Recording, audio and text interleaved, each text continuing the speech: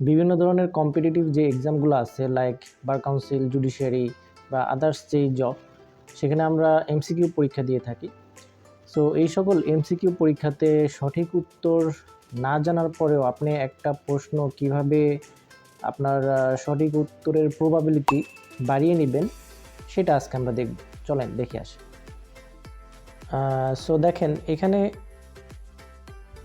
একটা প্রশ্ন আছে, তো এটার অপশন হচ্ছে ক।